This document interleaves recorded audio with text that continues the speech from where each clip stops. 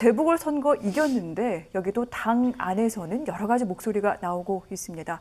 뭐 차기 당권, 이 대표를 자리를 놓고 경쟁이 상당히 치열해지고 있다고 하는데 여기서는 지역구도 얘기가 나오고 있습니다. 영남권이냐, 충청권이냐, 수도권이냐 이렇게 지금 갈리고 있다고 하는데요. 영남권 주호영, 조경태, 윤영석, 하태경 의원, 충청권에서는 정진석, 홍문표 의원, 수도권에서는 권영세, 나경원 전 의원이 당대표 하마평이 지금 오르고 있습니다. 자, 민주당에선 친문을 갖고 얘기를 하고 있고요. 지금 국민의힘에서는 오랜만에 얘기를 하는 것 같습니다. 지역 구도를 갖고 지금 저희 언론에서는 분류를 하고 있는데 이 같은 얘기 맞는 걸까요, 평론가님? 뭐 역시 다 똑같은 마찬가지 얘기일 거라고 생각해요. 저는 국민의힘이 다시 이전으로 되돌아가면 안 된다고 생각하는데요. 그러니까 김종인 빠진 국민의힘이 스스로 설 수 있어야 되는 거죠. 그러니까 김종인 한 사람의 개인기에 기대가지고 가면 그게 정치 세력입니까? 그냥 김종인 한 사람의 정당일 뿐인 거지.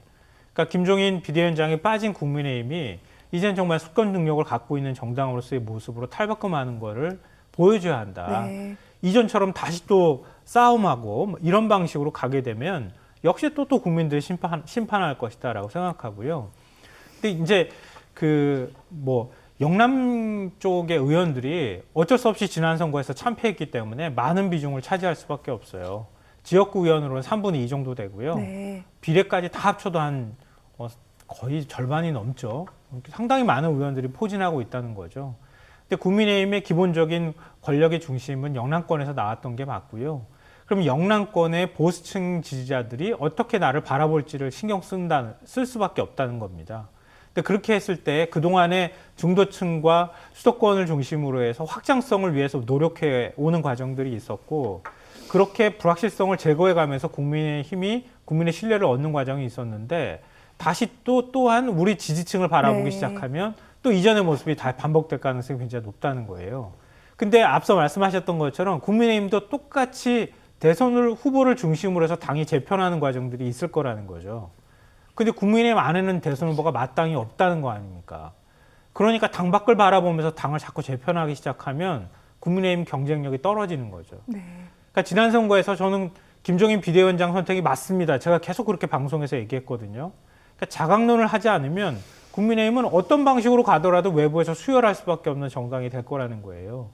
그러니까 당내 바깥에 있으면 안으로 끌어들이든 아니면 당내에서 후보를 내서 적극적 경쟁력을 만들어서 결국 승리를 하든 간에 뭔가 국민의힘을 중심으로 해서 보수 진영이 재편하고 보수의 진정한 플랫폼 역할을 할 수 있는 정당으로 탈바꿈할 필요가 있다. 근데 아직까지는 그런 가능성이 안 보여서 벌써부터 안철수 국민의당하고 빨리 합당하자 이런 소리가 나오고 윤석열 저 검찰총장을 빨리 모셔오자 조만간 들어올 것이다 이렇게 희망 섞인 얘기를 하고 있는데요. 그렇게 쳐다보면 국민의힘 지지율 안 올라가는 거죠. 국민의힘 스스로도 이기는 공식이 뭔지 선거에서 이기기 위해서는 우리가 어떻게 변화해야 하고 어떻게 사람을 키워야 되는지에 대해서 끊임없이 다시 고민할 때가 이제 됐다라고 생각합니다. 알겠습니다. 변화에 대해 질문을 드리기 전에 이거 하나는 좀 확인을 해야 될 것 같습니다. 지금 이 여러 명의 당권 주자 가운데 가장 유력한 2명, 주호영 원내대표 그리고 정진석 의원 둘 다 5선이고요. 한쪽은 원내대표 또 한쪽은 사실 국회 부의장으로 지금 거론이 됐던 바 있기도 합니다. 대구, 경북과 충청권 5선 대표들인데 그런데 이 2명이 지난주에 비공개로 만났습니다. 뭔가 좀 정리를 하자는 그런 얘기가 오갔겠죠? 서로 양보하라고 했는데 서로 양보 안 하겠대요. 그래서 진짜요? 이번 주에 한 번 더 만난대요. 네. 근데 서로 양보 안 할 것 같아요. 두 분 다 출마할 것 같다는 생각이 들고 일각에서는 이렇게 얘기했대요. 주호영, 이건 다 이제 뒷얘기인데 주호영 이제 원내대표한테 당신 어떻게 당대표 나가면 당원들이 좀 지지하겠냐 그랬더니 내가 동원할 수 있는 불자들이 5만 명이다. 당원들 모으는 건 그거는 쉽다. 어려운 일이 아니다. 이런 식으로만 얘기했다는데 지금 국민의힘의 모습은요. 사공만 있어요. 선장이 없습니다. 네. 김종인이라는 카리스마와 정책인 판단력을 갖고 있는 그런 분이 사라지고 나선 되게 고만고만한 분들이 서로 나 원내대표 될 거야. 나 당대표 될 거야. 이러한 개인의 욕심과 이해관계만 있어요. 그러면은 누군가가 그걸 조정을 해줘야 되는데 그럴 사람이 없습니다. 그래서 저는 국민의힘이 위기가 시작됐다라고 전 말씀드리고 싶고 자칫 잘못하면 산으로 갈 수가 있을 것 같아요. 배가. 이런 것들을 조정할 수가 없는 것이고 또 하나의 위험 요인은 뭐냐면요. 우리 김성환 평론가님 말씀 잘 해주셨지만 경쟁력 있는 대선 후보가 국민의힘 안에 없어요. 그러면 차기 원내대표나 당대표는요. 공약을 갖고 뭐라고 하냐면 윤석열 총장을 우리 바운더리 안에 윤석열 총장과 제가 친해요. 전화해요. 그냥 밥 먹었어요. 이런 게 전당대회의 공약의 중심 화두가 될 것 같아요. 이건 안 좋아요. 뭐 야권의 플랫폼 네. 그것이 국민의힘이 돼야 된다. 그래야 지지율이 오른다고 말씀하셨지만 안 돼요. 국민의힘은 기본적으로 그런 걸 지금 할 수가 없다라는 생각이 들고 전당대회 6월 초에 할 겁니다. 누군가가 뽑히겠죠. 오래 못 갈 것 같아요. 네. 결국에는 또 한 번의 비대위가 구성되지 않을까. 그래서 대선을 준비하지 않을까라고 조심스럽게 전망해 봅니다. 왜냐하면 여러 가지 난제들이 있는데 이거를 조정할 수가 없어요. 오늘 아침 비공개에도 제가 잠깐 설명해 드리면은 세 가지 문제 가지고 부딪혔대요.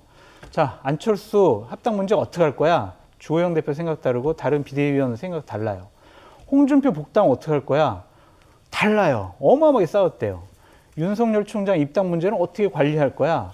다 다르대요. 네. 그래서 이러한 부분들이 국민의힘에는 상당한 덫으로 작용할 거다. 네. 위험 요인이다라고 말씀드려요. 이 재보궐선거에서 압승을 거둔 국민의힘 안에서 오히려 지금 이렇게 위기를 느낄 수 있는 여러 가지 조짐이 나오고 있다. 지금 장 소장께서 짚어주셨는데 이 부분은 사실 초선 의원들도 지적을 하고 나섰습니다. 지역주의 정당을 이제 타파해야 된다라고 얘기를 하면서 당대표 선거에 초선들이 나올 수도 있다라는 얘기도 있고요. 원외에 있는 뭐 이준석 전 최고들도 등도 뛰어들 수 있다 이런 얘기 나오는데 이런 양상들은 저희가 어떻게 읽어야 됩니까? 좋아요. 이런 분들 많이 나와서 네. 당이 개혁적이고 젊어지고 중도 쪽으로 가는 모습 보이는 건 좋은데 기본적으로 초선 의원들만 갖고는 분명히 안 되잖아요. 본인들이 어떠한 비전과 명분과 세를 네. 모아야 되는데 그런 것은 좀 쉽지 않아 보인다. 근데 도전만으로도 상당히 긍정적이다.